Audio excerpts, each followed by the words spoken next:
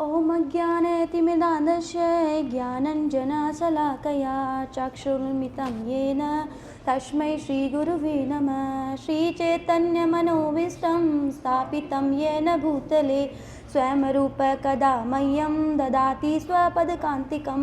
वन्दे अहं श्रीगुरो श्रीयुतपदकमलं श्रीगुरून् वैष्णवांश्च श्रीरूपं साग्रजातं सहगण रघुनाथान्वितं तं सजीवं सावधूतं सावधूतं परिजनसहितं श्रीकृष्णचैतन्यदेवं श्रीराधा कृष्णपादान् सगणललिता श्रीविशाखान्वितांश्च। हे कृष्ण करुणा सिंधु दीनबंधो जगत्पते गोपेश गोपिका कांता राधा कांता नमस्तुते। तप्त कांचन गौरांगी ते वृंदावनेश्वरी वृषभानुसुते देवी प्रणमामि हरिप्रिये। वाञ्छाकल्पतरुभ्यश्च कृपा सिन्धुभ्येव च पतितानां पावनेभ्यो वैष्णवेभ्यो नमो नमः। जय श्री कृष्ण चैतन्य प्रभु नित्यानंद श्री अद्वैत गदाधर श्रीवासादि गौर भक्तवृंद। हरे कृष्णा कृष्णा कृष्णा हरे हरे हरे राम राम राम हरे हरे। नमः विष्णुपदाय कृष्ण पृष्ठाय कृष्णते भक्ति आश्रय विष्णु स्वामी के नाम में। नमः विष्णुपदाय कृष्ण पृष्ठाय कृष्णते गोपाल कृष्ण के स्वामी के नाम में। प्रभु पदस्य शायद ये प्रकाश प्रकाम स्वामी भगवत प्राण।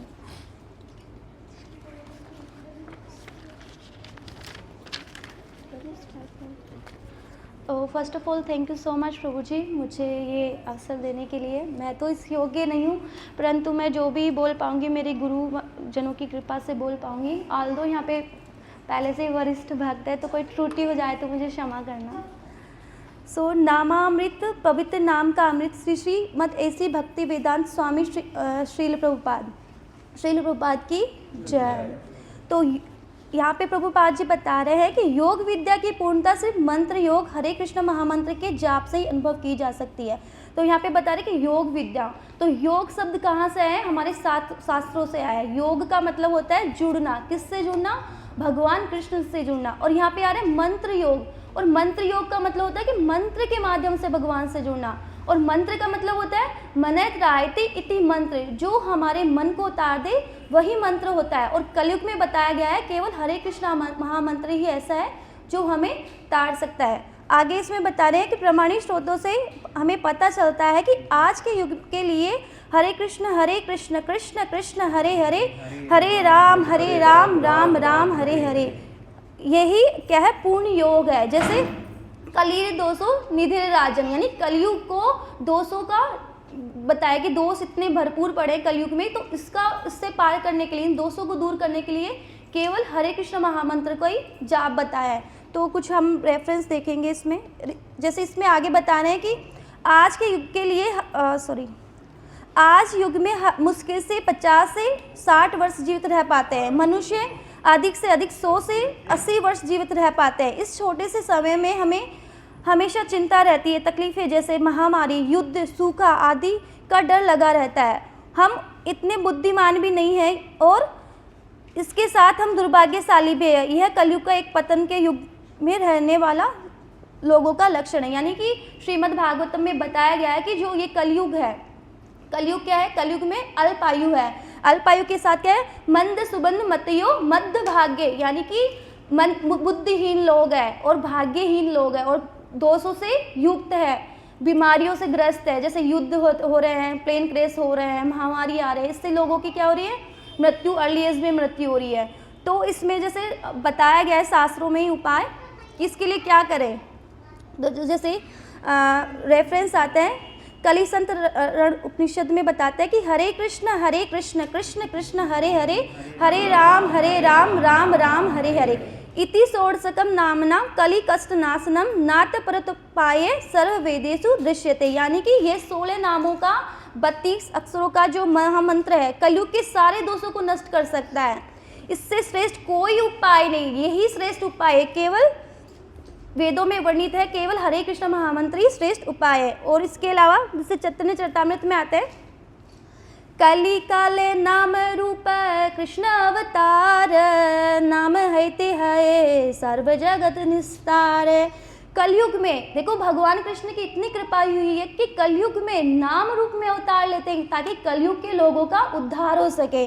तो कलयुग में भगवान कृष्ण नाम रूप में अवतार लेके आते हैं और इसी के माध्यम से सब पूरा संसार है वो भगवान तक पहुंच सकता है, इसी के माध्यम से उनका उद्धार हो सकता है। आगे बताते हैं, नाम विनु काली काले नाई आर धर्म सर्व मंत्र सारे नाम यही शास्त्र मर्म।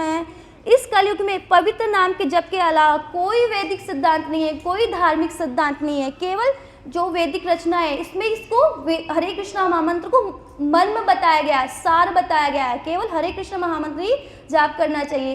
हरे कृष्णा कृष्णा कृष्णा हरे हरे, हरे राम राम राम हरे हरे, हरे कृष्णा कृष्णा हरे हरे, हरे राम राम राम हरे हरे। आगे इसमें प्रभुपाद जी बता रहे हैं कि अगर ठीक तरह से देखा जाए तो हम कृष्ण के बताए ध्यान योग प्रणाली में पूर्ण तरह उपलब्धि कभी भी नहीं पा सकते। ज़्यादा से ज़्यादा हम इस प्रणाली का अपूर्ण रूप से अपनाकर निजी धारणाओं को संतुष्ट कर सकते हैं। इसलिए लोग जिम्नास्टिक गहरी सांसों की प्रक्रियाओं की प्रणाली के लिए पैसे देकर कक्षाओं में भाग ले रहे हैं। जैसे भगवद गीता में योग विधि बताई गई है, ध्यान विधि बताई गई है, लेकिन हम वो नहीं कर सकते। लेकिन कुछ लोग होते हैं कि पैसे देकर योगा क्लासेस ज्वाइन करते हैं। करते क्या है, जैसे योगा दिवस आते हैं उसके टाइम जाके पार्कों में जाके सेल्फियाँ ले लेते हैं, योगा कर लेते हैं, लगा कि हम तो योगा करें। लेकिन वो क्या है, जैसे प्रभुपाद जी कहते हैं जो मॉडर्न योगा होता है वो एक तरह से बोगस होता है, बोगस योगा होता है, एक दिखावा, एक तरह से ढोंग होता है। उससे क्या होता है, केवल आपकी शरीर की सुंदरता दिखेगी, शारीरिक सुंदरता दिखेगी, लेकिन जो मन की सुंदरता कैसे होगी वो केवल हरे कृष्ण महामंत्र के जाप से ही होगी। आगे इसमें बता रहे हैं कि लेकिन हमें यह समझना चाहिए है कि यह सफलता सिर्फ भक्ति योग से ही अनुभव की जा सकती है। कृष्ण भावनामृत की उत्कृष्ट प्रक्रिया विशेष रूप से मंत्र योग हरे कृष्ण महामंत्र के जाप द्वारा ही कृष्ण की महिमा का वर्णन कृष्ण की महिमा का वर्णन करे। यह उत्कृष्ट प्रक्रिया वेदों में दर्शाई गई है और महान प्रामाणिक व्यक्ति चैतन्य महाप्रभु द्वारा भी प्रस्तुत की गई है।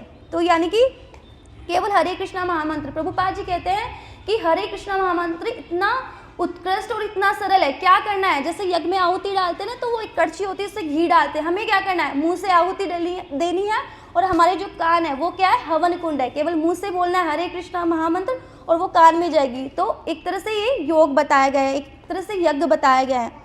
आगे इसमें बता रहे हैं कि भगवद गीता में बताया गया है कि महात्मा तथा महान आत्माएं सदा भगवान के महात्म्य का वर्णन करती है। अगर किसी को वैदिक साहित्य भगवद गीता के अनुरूप महान व्यक्ति की तरह बनना है तो उसे कृष्ण भावनामृत में हरे कृष्ण महामंत्र का ही जप क्रिया ही स्वीकार करनी होगी। जैसे भगवद गीता में बताते हैं कि महात्मा कौन है, तो देखते हैं कि महात्मा, हर किसी को महात्मा कह देते हैं कि वो बड़ा दान पुण्य करता है, बड़ा लोगों की समाज सेवा करता है, बड़ा महात्मा पुरुष है। लेकिन भगवान कृष्ण कहते हैं कि महात्मा वही है जो भगवान कृष्ण का भजन करता है। तो जैसे भगवद गीता के 9.13 में आता है, जो महात्मा है वही मेरी देवी शक्ति में स्थित होते हैं। देवी शक्ति एक होती है माया शक्ति और एक देवी शक्ति। तो और एकनिष्ठ भाव से मेरा भजन करता है, भगवान कृष्ण का भजन करता है। जैसे देवी देवता की पूजा होती है, लेकिन भजन किसका करता है, भगवान कृष्ण का, और वही महात्मा कहलाता है। लेकिन अगर हम एक जगह कमल की मुद्रा में सीधे तरह से बैठकर ध्यान का दिखावा करें, आध्यात्मिक चेतना में जाने की चेष्टा से संतुष्ट है तो वह दूसरी बात है। लेकिन हमें यह समझना चाहिए कि ध्यान दिखावे का वास्तविक रूप से ध्यान से कोई संबंध नहीं है। यह भौतिक बीमारियां कृत्रिम दवाइयों से ठीक नहीं हो सकता। हमें इसका वास्तविक इलाज सीधे कृष्ण से ही लेना होगा। यानी कि जो कलयुग के दोषों से हम ग्रस्त है वो किसी दवाई से नहीं होगा, कृत्रिम दवाइयों से नहीं होगा। किससे होगा, केवल हरे कृष्ण महामंत्र के जाप से ही वो रोग हमारा दूर होगा। और योग का जो अंतिम उद्देश्य है वो ही भगवान कृष्ण से जुड़ना ही बताया गया है। तो मैं इतना ही कह के समाप्त करूँगी। हरे कृष्णा।